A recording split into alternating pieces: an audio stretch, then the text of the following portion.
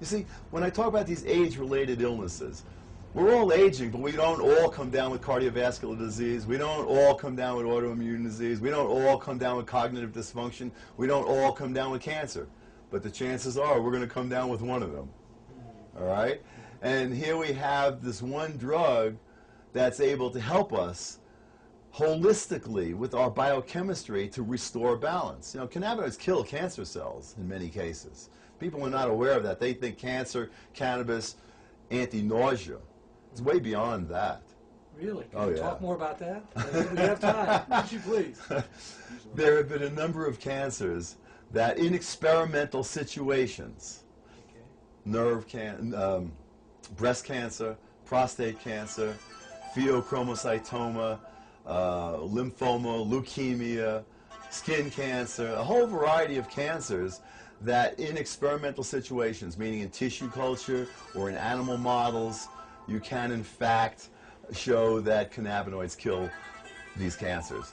And a lot of people are quite excited about the ability of these cannabinoids to kill cancer cells. There are some studies that have shown that cannabis, I think they specifically used THC in that case. It was an earlier study from quite a long time ago, I think in the 70s, where they looked at cancer, in particular rats, I think, and showed that they were able to inhibit cancer, lung cancer specifically. Really? In Madrid, it was a different story, not from the 70s. This was done by Manuel Guzman's group within the past less than 10 years, and what they showed there was that originally that THC, when injected into a brain tumor in mice and rats, a significant number of those animals the tumor would regress and disappear, so that you actually had survival of rats that would otherwise die.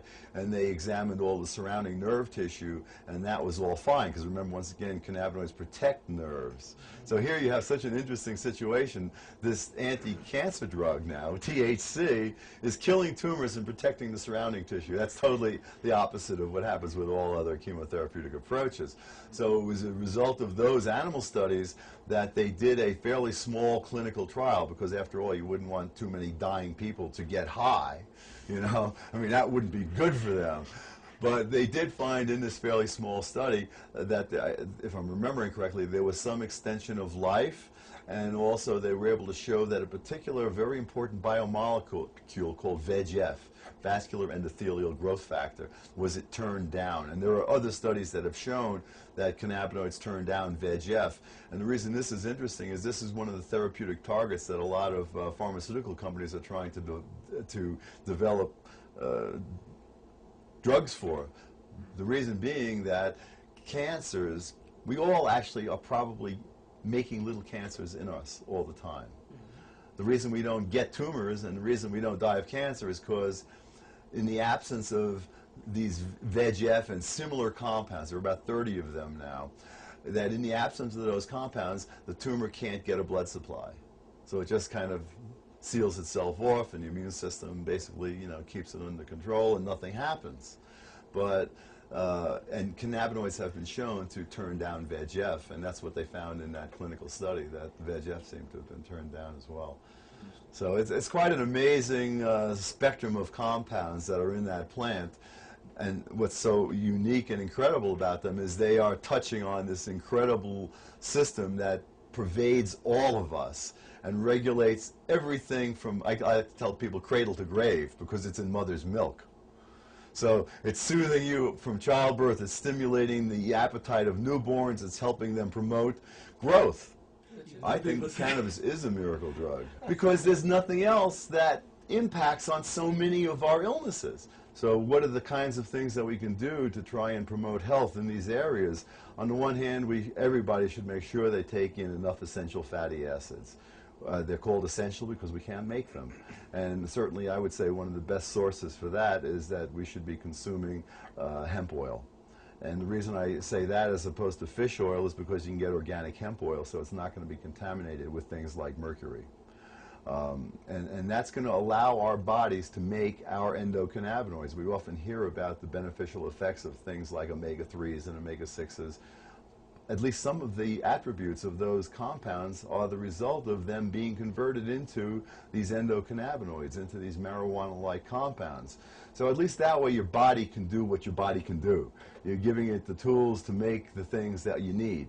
But in many cases, that's not sufficient, and we have to supplement beyond what our body can make. And there's only one planet, or there's only one plant on the planet that has the capacity to really mimic the way our body works with these endocannabinoids, and that's marijuana.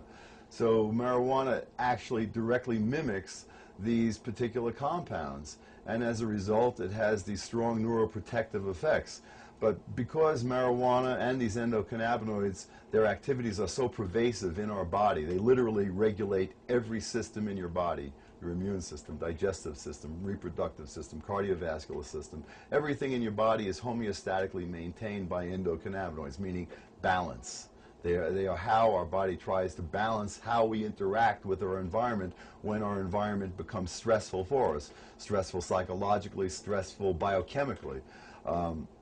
So these are very, very critical compounds, and the use of cannabis can have a profound effect in terms of helping to stop nerve degeneration, helping restore functional nerves, helping restore new ways of thinking.